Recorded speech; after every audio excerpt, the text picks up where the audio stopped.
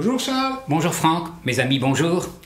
Charles, aujourd'hui on va parler d'un film de 2003 qui s'appelle Haute Tension, qui est réalisé par Alexandre Aja. Et Alexandre Aja, oui, Alexandre Aja a une particularité dans le monde du cinéma. C'est le fils d'Alexandre Arcadi, metteur en scène français relativement connu, pas très apprécié de la critique dans l'ensemble, qui a signé notamment son plus grand succès, Le Parrain à la française, le Grand Pardon, avec Roger Hanin, Jean-Louis Trintignant, Bernard Giraudot, etc. Le Coup de Sirocco, Dernier été à Tanger. Bon, oui, bon, ça tourne toujours autour des Pieds Noirs. Autour des Pieds Noirs, avec souvent Patrick Bruel, Richard Berry, Roger Hanin. Bon, mais c'est des bons films comme ça. Oui, moi je trouve que c'est un cinéaste qui est sous-estimé. Je dis pas que c'est le génie absolu. Le Coup de Sirocco. Oui, il est sous-estimé. Et il y a toujours des idées dans ces films. Et donc Aja, c'est son fils. C'est son fils. Et son père a coproduit avec Luc Besson ce film Haute Tension, dont tu vas nous raconter l'histoire. Il n'y a pas grand-chose à dire. Haute Tension, bon, en fait, c'est l'histoire de deux jeunes étudiantes qui vont dans la famille de l'une d'elles.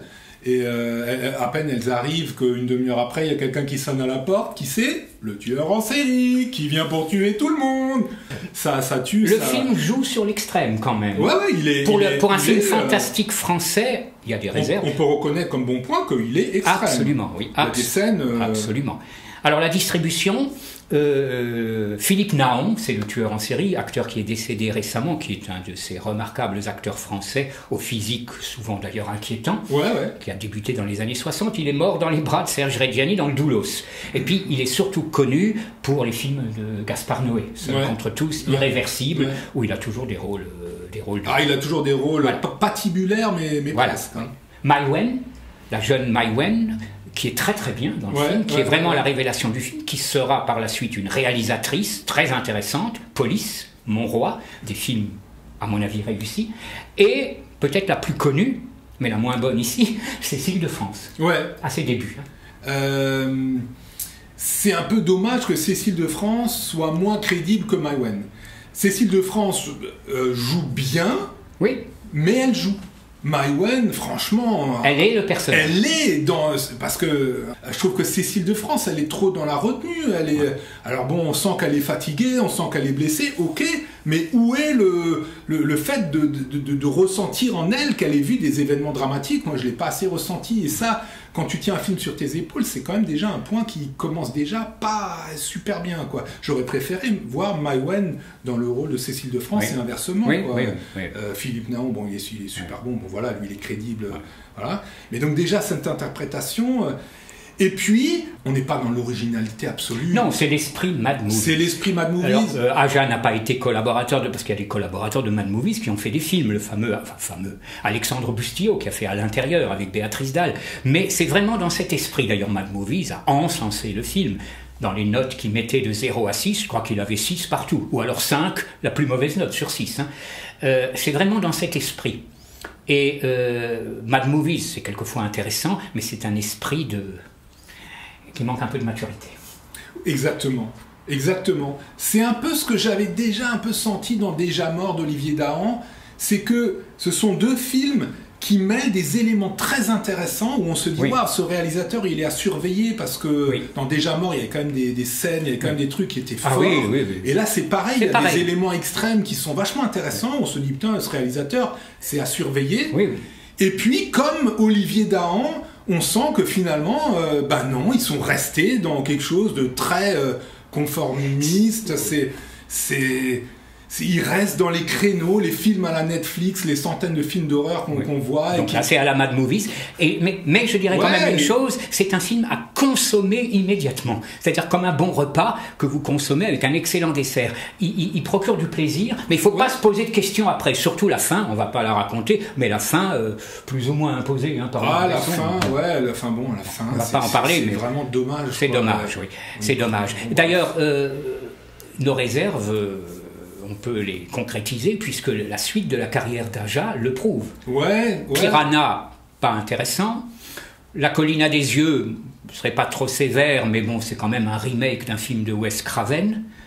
Crawl, Pas terrible. Hein. Ben, un crawl pas terrible, non? On reste dans la série B sans originalité. Il y a une exception pour moi, c'est Mirrors, qui est un remake de film coréen, sud-coréen, qui sort un peu du lot. avec Kiefer Sutherland, qui sort un peu du lot. Donc c'est quelqu'un qui est capable. Alors il va peut-être encore nous étonner, il est jeune. Hein. On n'a pas parlé du remake de Maniac. Bon, c'est Kalfoun, c'est pas lui quand même aussi Aja. Mais ça aussi, c'est l'esprit Mad Movies. C'est aussi l'esprit Mad Movies. Donc là, ben, tiens, Maniac, justement, dans Haute Tension. Il y a des références. Il y a des références, ouais. Référence à la tronçonneuse aussi, Massacre. Voilà. Alors, c'est pas copié, bon, c'est inspiré. Non, il y a un petit côté inventaire. Un petit côté inventaire. Voilà, c'est vraiment, on sent les fans, c'est comme Olivier Dan, on sent les fans de cinéma, on sent qu'ils adorent ces films, mais on sent que même c'est pas des vrais créateurs, quoi. Alors c'est bien d'être un fan, c'est super. C'est bien d'avoir des facilités parce qu'il y a de l'argent avec le papa, etc. C'est bien, hein, c'est positif, quoi. Je ne mets pas du tout du côté négatif.